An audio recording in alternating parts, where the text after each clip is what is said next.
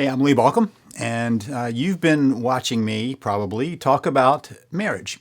Well, today, we're going to get to that. I'm going to tell you how this applies a little bit to marriage and the process you're in, but today's just kind of a tough day.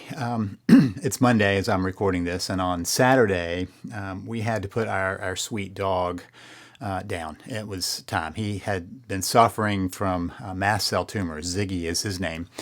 And he'd been suffering from mast cell tumors since he was a puppy, 1.5 years old. Just genetic bad luck. And he was such a sweet dog. Really, I'm a big dog person.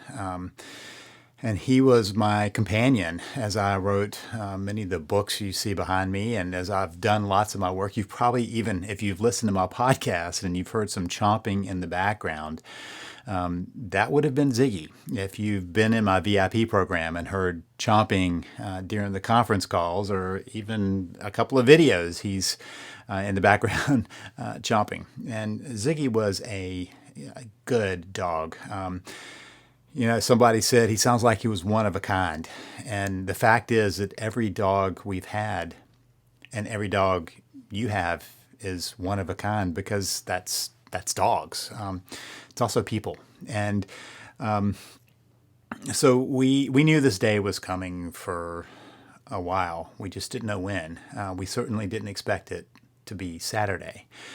Friday, we had been talking about the fact that the tumors had gotten bigger, significantly bigger, and were reacting, and he was not feeling well, but he was still eating and he was still doing his thing. And so we kind of looked into what we were going to do. We already had decided that we wanted him to be at home when he died, not at the vets, because he'd been through enough with the vets, and he'd become anxious about going to the vets after a few surgeries. And so Saturday I got up and I came to my office where he and our other dog Clementine stay, and he had an accident, which was fine. I had cleaned up many dog accidents, but he was a little more listless than normal, and he went downstairs.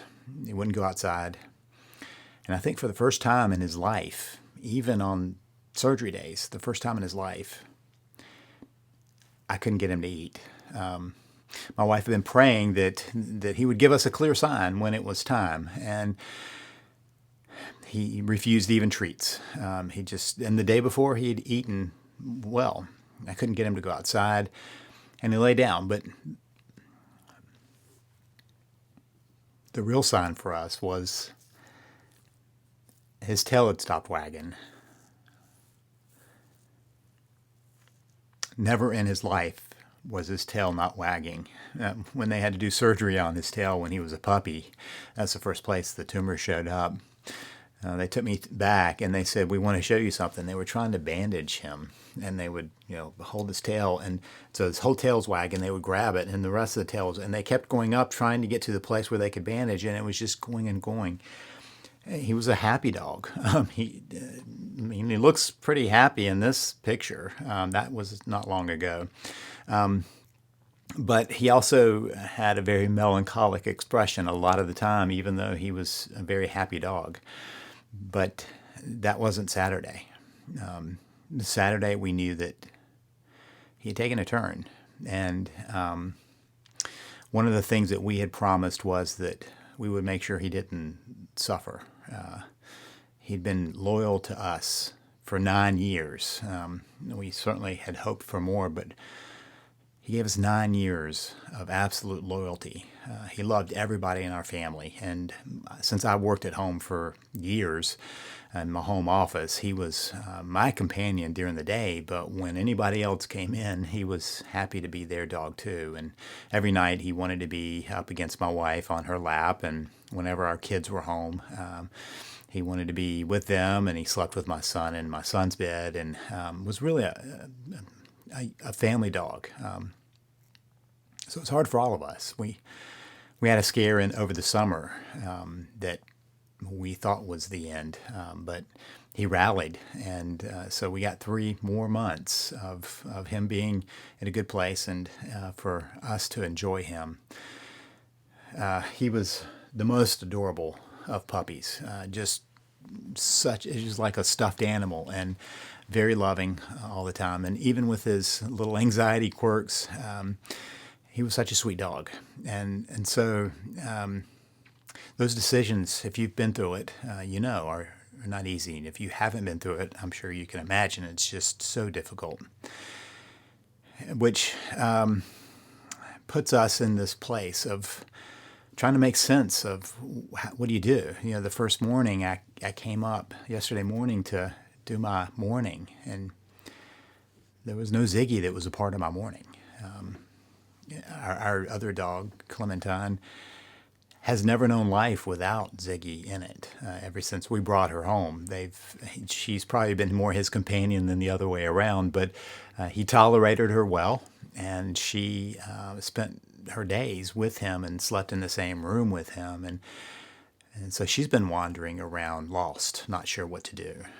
And that's the nature of loss. Now, the grand scheme of the world and the grand scheme of our lives and what we lose, you can say it's a dog. But what I've realized is grief is grief. And there's no escaping grief. That's one of the things that I think we sometimes try to figure out is how can we not hurt when there's a loss? And you can't. That's the cost of love. If grief is there, it's there because there was love there, and grief fills in behind that loss of love. And this is kind of where I want us to think a little bit about grief in your life and my life, because one of the things that happens is we never get over it. We had another dog that almost a decade ago who died. And Sonny was my absolute shadow. He glued to me and went everywhere I went. If I was around, he was with me. And if I wasn't around, then he would choose other people, but I was his first choice. And so he was very much my dog. And I still think about Sonny, and I still miss Sonny and trail running with him. And that's the thing about grief. We don't just get over the loss. We move on. We kind of pull that into our lives and reform our lives. And I think that's kind of what grief is about, is how do you reweave your life after the loss? And that loss can be so many things. Anytime we lose something that's important, we have grief. If you lose something and you have no grief about it, there was no love. It's impossible to not have grief on the backside of love. It's the cost of it. I'll take that cost any day. I will take the pain that we've been in for these last few days any day in exchange for having 9 years of a loyal dog to love on. And 9 years of runs and walks and watching TV and him being at my legs when I'm writing. I'll take that any day. And I recognize that, that is tough sometimes for us to know that there's a setup, right? If you have something or someone that's close to you, if you lose it, there's going to be grief. But the love's worth it. Whatever comes out of that, the love is always worth it. And so, whenever somebody tells me that they just want to not have any more grief, they're also telling me they don't want any more love, because you can't have one without the other. So let me round the corner and talk about why I see this as something that we need to talk about when I've been talking about your marriage and saving your marriage. And that is that somewhere in this process of a hurting marriage, there's also grief. Maybe it's the grief of realizing that you didn't have the perfect marriage. There is no such thing. Maybe it's the grief of loss of innocence, if there is infidelity or something else that has taken away the innocence. Many times people said, I just took it for granted And I didn't think about it. And there's the naivete that anything could ever happen to our marriage that's now gone. Sometimes it's just the grief of, the loss of that kind of that image you had of who you thought you were. Nobody goes into marriage wanting there to be pain and hurt. But every marriage has pain and hurt. And I think that whenever we hit that point of some shift that we've had to give up, whether it's the giving up of what we thought was going to happen, what we thought was going to be, that's life. You probably are not living the life you had imagined. Not many people do, if any people do. I've had the opportunity of working with people from across the spectrum of the population, from celebrities, politicians, important people. I mean, I put that in quotes, which usually means people of means, people who are very middle class and just run of the day, and people who are struggling in life every day. I've talked with people from around the world, and there's one thing that's very clear. We carry around this vision of what we think life is going to be like. And it doesn't turn out that way. It doesn't matter if you're extremely wealthy or extremely famous, or if you have struggled with making ends meet. Life doesn't work the way we expect it to. Marriage doesn't work the way we expect it to. That doesn't mean it's wrong. It just means that we have to ask the question, how do we keep moving forward, knowing that that is part of life, that things just aren't going to always go the way we want them to? How do we keep moving forward? There are a couple of things that I've recognized that when people are, let me just get rid of that call. When people are in the midst of a crisis, this is for real, right? This is my phone that's recording this, and every now and then I forget to turn off that. But every life has its struggles, its hard points, its griefs, its pains. That's part of being alive. If you're not having a difficult time some days, if you're not struggling some days, you're not really living. You can hide, right? And here's the thing. At some point, if you hide long enough, when you come out, you're going to have grief over the loss of opportunity that happened when you were hiding. When we hide from love, eventually it catches up, and we still have grief because we didn't get love. And I've seen it many times in marriages where couples aren't upfront with each other, aren't clear with each other, aren't transparent as much as you can be transparent with people. And then they have grief over what didn't come from that relationship. So grief comes from losses like losing a dog or a loved one. It also comes from loss of what you expected, what you'd hoped for. And grief has some consequences to it. I haven't been sleeping well these past few nights. I've lost a couple of pounds according to the scales just because I'm not all that interested in eating. That will come back. I find myself distracted. I was looking, as I was working out today, I was looking to put back on my tracker ring after I'd done some weights that I didn't want to scratch it up. And I was looking and looking and looking. I'd already put it back on.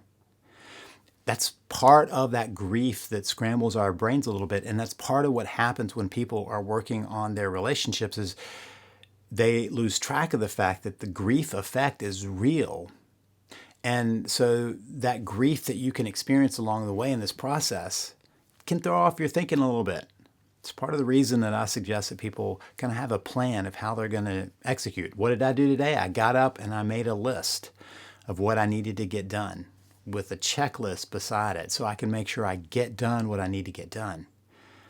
Otherwise, I find myself, drifting to other things. We have to take care of our basic needs in those times. I've been making sure that our dog, our other dog, is taken care of. She's been a little bit off, so how can I make sure that she's attended to? How can I make sure that I keep my sleep pattern as normal as I can? How can I make sure that this morning I go out for a walk? That's my normal day. And how can I make sure I stay on something of a schedule? So staying on a schedule, making sure that your needs are met, making sure you have checklists along the way, and giving yourself some space, because this is grief. You see it with me. It doesn't take a lot. I sent out an email to people who were on my email list yesterday about what had happened, and every time somebody emails me back, I tear up. Every time somebody comments on my wife's post on Facebook, I tear up. Every time I find something in my house that reminds me, I tear up. That's normal. And you can expect that during the midst of grief. So give yourself some space. Make peace with the fact that grief hurts, but it's just the cost of love. And what we do is we keep moving forward. We're loyal to our values, loyal to those around us. We're loyal to continuing the process. What you're doing is important. What you're doing matters. What we're doing makes a difference. Don't hide from love. Grief will come. Grief is your friend when you realize that all it's doing is telling you you loved. So keep loving.